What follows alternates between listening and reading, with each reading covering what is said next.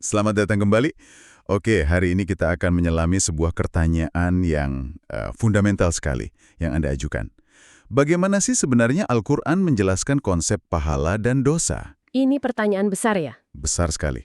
Dan untuk menjawabnya, kita akan lakukan sesuatu yang spesifik. Jadi, kita sisihkan dulu deh semua tafsir, konteks sejarah, atau pendapat ahli. Misi kita kali ini adalah melakukan analisis deskriptif. Hanya dari teksnya saja. Betul. Hanya berpegang pada teks terjemahan Al-Quran yang Anda berikan. Kita akan bedah kerangka ganjaran dan konsekuensi persis seperti yang tertulis di sana. Iya, dan ini pendekatan yang menarik banget loh.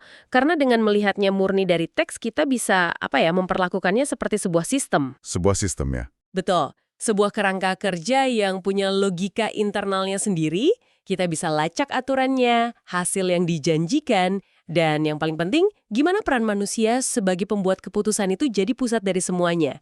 Bukan sekedar daftar perintah ya, tapi model sebab akibat. Tepat sekali. Oke, mari kita bedah ini. Kita mulai dari fondasi yang paling dasar, sesuatu yang langsung, wah, menarik perhatian saya dari sumber yang Anda berikan, yaitu matematika di balik sistem ini. Matematikanya. Iya, karena terus terang ini nggak seperti yang saya bayangkan. Kan biasanya kalau kita mikir soal keadilan, kita berpikir soal keseimbangan, ya kan? 1:1. Satu perbuatan baik dibalas satu kebaikan, satu yang buruk ya satu hukuman. Tapi ayat pertama yang menonjol dari sumber Anda, dari surat Al-An'am ayat 160, itu langsung meruntuhkan asumsi itu. Langsung ya? Di sana dikatakan, barang siapa yang membawa amal yang baik, maka baginya pahala 10 kali lipat amalnya. Tunggu dulu, 10 kali lipat. Ini kan bukan lagi sekedar keseimbangan. Bukan. Ini sudah seperti investasi dengan keuntungan 900%. Nah, ini dia titik awal yang paling krusial untuk memahami seluruh kerangka ini. Sistemnya itu bukan sistem akuntansi yang netral. Ini sistem yang secara aktif dan masif berpihak pada kebaikan. Berpihak pada kebaikan. Betul. Coba deh kita renungkan implikasinya. Ini bisa dilihat bukan cuma sebagai kemurahan hati, tapi semacam, rekayasa perilaku ilahi. Oh, menarik. Sistem ini dirancang untuk membuat kebaikan jadi pilihan yang paling menarik, paling menguntungkan secara matematis. Tujuannya ya untuk mendorong dan memperbanyak kebaikan, bukan cuma mencatatnya. Dan analogi yang ada di sumber Anda itu membuatnya makin jelas loh. Dikatakan perbuatan baik itu seperti sebutir biji gandum yang tumbuh sampai 7 bulir. Iya ya. Sedang tiap-tiap bulir memuat 100 butir biji. Ini kan bahkan lebih dari 10 kali lipat. Ini gambaran pertumbuhan yang eksponensial. Eksponensial, benar. Satu tindakan kecil, seperti menanam satu biji, punya potensi menghasilkan panen yang luar biasa. Artinya, dampak kebaikan itu nggak berhenti di situ, tapi terus berlipat ganda. Betul, ada efek riak yang diakui di sini. Dan yang bikin matematika ini makin menarik adalah kalau kita lihat sisi sebaliknya. Nah, iya. Keburukannya gimana? Ayat yang sama, Al-An'am 160, itu langsung memberikan kontrasnya. Dan barang siapa membawa perbuatan yang jahat, maka dia tidak diberi pembalasan melainkan seimbang dengan kejahatannya. Nggak ada denda, nggak ada bunga, nggak ada hukuman yang dilipat gandakan. Hanya setimpal. Jadi timbangannya sengaja dibuat tidak seimbang dari awal ya. Berat sebelah ke arah rahmat. Tepat. Ini kayak sebuah permainan di mana aturan untuk dapat poin jauh lebih mudah daripada aturan untuk kehilangan poin. Asimetri inilah intinya. Ini membangun kerangka yang fondasinya itu belas kasihan, bukan pembalasan yang dingin dan kaku. Masuk akal. Kalau tujuannya murni pembalasan, rasionya pasti 1:1 untuk keduanya. Tapi dengan rasio 10:1 atau bahkan lebih, pesannya jelas. Dorong kebaikan dan batasi dampak keburukan. Dan prinsip ini konsisten loh, ditegaskan lagi di surat Al-Qasas ayat 84. Ini mengubah cara pandang secara fundamental sih. Oke, jadi dengan perhitungan dasar ini, kebaikan dilipat gandakan, kejahatan setimpal. Ini membawa kita ke pertanyaan selanjutnya. Ya. Kalau ganjarannya begitu besar, wujudnya itu seperti apa sebenarnya? Apa ini semua cuma konsep abstrak yang baru kita rasakan nanti di akhirat? Nah, disinilah sistem ini menunjukkan cakupannya yang luas. Menurut sumber-sumber yang Anda berikan, dampaknya itu terasa di dua alam sekaligus. Oh, di dunia dan akhirat? Betul. Ada ganjaran yang bisa dirasakan langsung, di sini dan saat ini. Saya lihat itu di surat An-Nahl ayat 97. Dan ini kuat sekali. Dikatakan, barang siapa yang mengerjakan amal soleh, baik laki-laki maupun perempuan, dalam keadaan beriman, maka sesungguhnya akan kami berikan kepadanya kehidupan yang baik. Kehidupan yang baik. Iya, frasa kehidupan yang baik itu penting banget. Ini bukan janji yang ditunda. Ganjaran pertama itu perbaikan kualitas hidup di dunia. Betul sekali. Bisa berupa ketenangan batin, hubungan yang harmonis, rasa cukup, hasil yang nyata. Iya. Kehidupan yang baik itu adalah ganjaran duniawi, tapi ayat itu nggak berhenti di situ. Dan inilah yang menghubungkan kedua alam tersebut. Gimana lanjutannya? Ayat yang sama melanjutkan, dan sesungguhnya akan kami beri balasan kepada mereka dengan pahala yang lebih baik dari apa yang telah mereka kerjakan. Jadi kehidupan yang baik di dunia ini semacam uang muka atau pembuka, ada hadiah utama yang menanti yang digambarkan sebagai lebih baik dari apa yang bahkan telah mereka lakukan. Lebih baik dari perbuatan mereka sendiri. Bahkan setelah dilipat gandakan 10 kali. Wah, kedengarannya tak terbayangkan. Lalu seperti apa wujud hadiah utama itu? Nah, untuk itu kita bisa lihat ke surat Al-Mu'min ayat 40. Di sana ada gambaran yang lebih konkret. Oke. وَمَنْ جَاءَ بِالْحَسَنَةِ فَلَهُ خَيْرٌ مِنْهَا وَمَنْ جَاءَ بِالسَّيِّئَةِ فَلَا يُجْزَى إِلَّا مَنْ كَانَ يَعْمَلُونَ. Maka mereka akan masuk surga, mereka diberi rizki di dalamnya tanpa hisab. Nah, kata kuncinya di sini adalah tanpa hisab. Tanpa hisab, tanpa perhitungan. Betul. Ini sebuah lompatan konsep. Kalau di dunia ada matematika 10 kali lipat, di akhirat perhitungannya ditinggalkan sama sekali. Ini kelimpahan yang tak terbatas, melampaui akal dan angka. Wow, dari perhitungan yang murah hati, jadi kelimpahan tak terhitung, progresi yang luar biasa.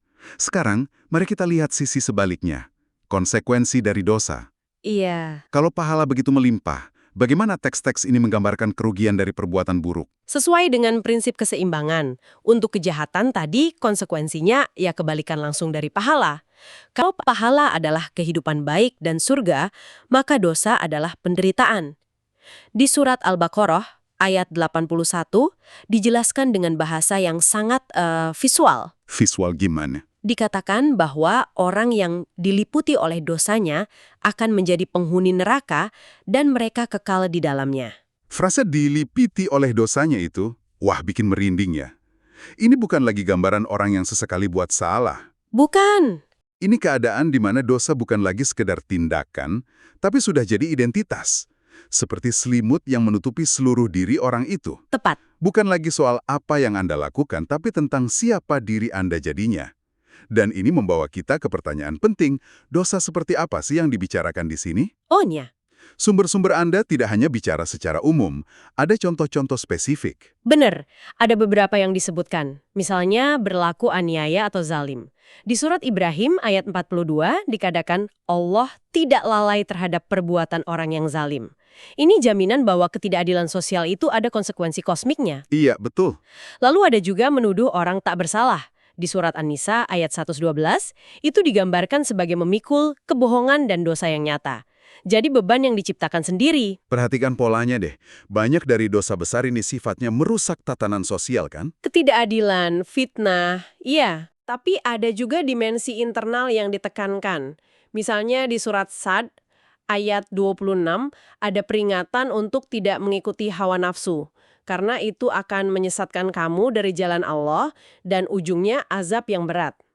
Jadi di pertarungan di dalam dan di luar diri ya? Persis, dosa itu bukan cuma soal menyakiti orang lain secara eksternal, tapi juga soal membiarkan dorongan internal yang merusak mengambil alih kendali. Jadi setelah kita lihat matematikanya yang murah hati dan wujud konsekuensinya yang nyata, gambaran yang muncul ini seperti sebuah peta jalan ya? Peta jalan, itu istilah yang bagus. Ada jalur-jalur yang sangat jelas, lengkap dengan tujuan akhir dan pemandangan di sepanjang jalan. Intinya kembali pada kita, sang pengendara, untuk memilih jalur mana yang mau diambil. Tepat, ini semua berpusat pada pilihan manusia dan pertanggungjawaban. Teks-teks ini tidak menggambarkan manusia sebagai robot, tapi sebagai agen moral yang bebas memilih. Dan petanya sangat eksplisit. Sangat. Ada rambu-rambu hijau yang jelas. Surat Al-Ma'idah ayat 2 mendorong untuk tolong-menolong dalam kebajikan dan takwa.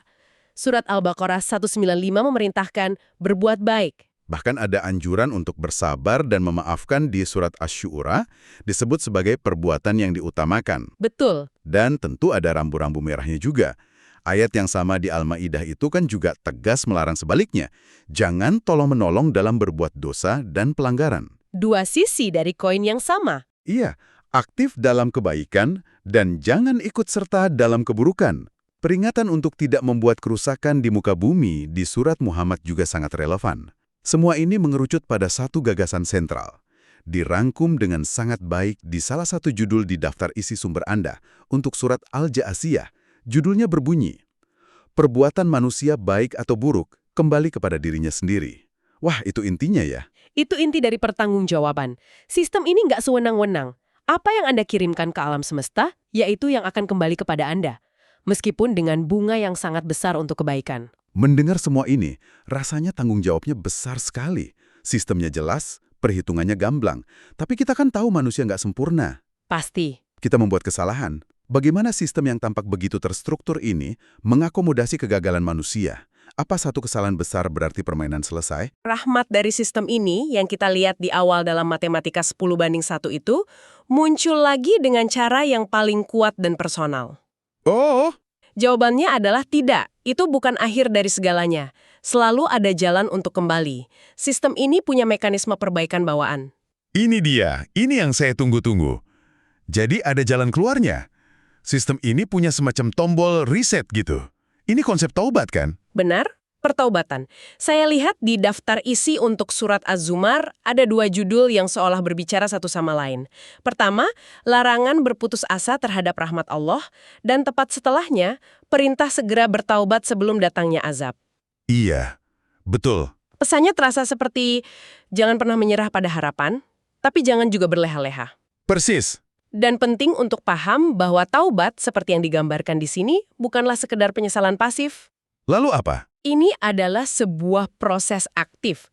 Sebuah tindakan untuk berbalik arah. Surat An-Nisa ayat 64 memberikan gambaran proses ini dengan sangat indah. gimana gambarannya? Di sana digambarkan orang-orang yang telah berbuat salah, lalu mereka datang kepadamu, lalu memohon ampun kepada Allah, dan Rasul pun memohonkan ampun untuk mereka. Tentulah mereka mendapati Allah Maha Penerima Taubat lagi Maha Penyayang. Wah, itu menarik. Jadi prosesnya bukan hanya antara individu dengan Tuhannya. Sepertinya begitu. Ada elemen komunitas atau bimbingan di sana datang kepadamu, dan kemudian ada permohonan ampun yang berlapis, dari diri sendiri dan dari pembimbing. Observasi yang sangat tajam. Ini menyeratkan bahwa kembali ke jalan yang benar tidak harus menjadi perjalanan yang sepi. Datang, memohon, yang kemudian disambut dengan penerimaan tanpa syarat dari Tuhan. Pintu untuk kembali selalu terbuka. Selalu terbuka. Ini adalah fitur paling mendasar. Kesalahan dianggap sebagai bagian dari pengalaman manusia, dan karena itu, mekanisme untuk perbaikan dan pemulihan juga merupakan bagian integral dari sistem. Luar biasa. Jadi, setelah membedah semua ini, mari kita coba tarik benang merahnya. Berdasarkan sumber yang Anda berikan, Al-Quran menyajikan sebuah kerangka kerja sebab akibat yang dibangun di atas fondasi rahmat yang, sangat kuat. Betul. Kita bisa rangkum dalam beberapa poin kunci. Pertama, ada asimetri yang fundamental. Kebaikan diganjar berlipat ganda, kejahatan dibalas setimpal. Ini sistem yang bias terhadap kesuksesan spiritual manusia. Oke, satu. Lalu? Kedua, konsekuensinya bersifat holistik, terasa di dunia ini sebagai kehidupan yang baik. Si uang muka tadi. Iya, si uang muka, dan mencapai puncaknya di akhirat dengan kelimpahan tanpa hisap. Ketiga, ini semua berporos pada pilihan sadar dan pertanggungjawaban pribadi. Manusia adalah sutradara bagi ceritanya sendiri. Dan terakhir, yang mungkin paling mengharukan, Selalu ada jalan pulang. selalu ada jalan pulang. Pintu tobat yang selalu terbuka menunjukkan bahwa sistem ini lebih berorientasi pada penebusan dan pemulihan daripada penghukuman final. Kalau kita hubungkan semua ini bukan sekedar daftar aturan kan. Ini sebuah filosofi hidup, sebuah kerangka kerja untuk menavigasi eksistensi dengan kesadaran penuh akan dampak abadi dari setiap pilihan kita. Sebuah undangan untuk hidup secara sadar. Betul, mengetahui bahwa setiap niat baik diperhitungkan secara besar-besaran dan setiap kesalahan dapat diperbaiki. Ini adalah peta menuju versi terbaik dari diri kita, lengkap dengan rute alternatif kalau kita tersesat. Dan kami ingin meninggalkan Anda dengan satu pemikiran untuk direnungkan yang muncul langsung dari analisis kita hari ini. Mengingat bahwa sistem ini secara matematis sangat mendorong kebaikan dan menyediakan jalan kembali yang selalu terbuka dari kesalahan, ini menimbulkan sebuah pertanyaan mendasar tentang tujuannya. Ya, Apakah sistem ini dirancang bukan hanya untuk menciptakan keadilan, tetapi secara aktif dan sengaja direkayasa untuk memastikan keberhasilan dan penebusan akhir umat manusia?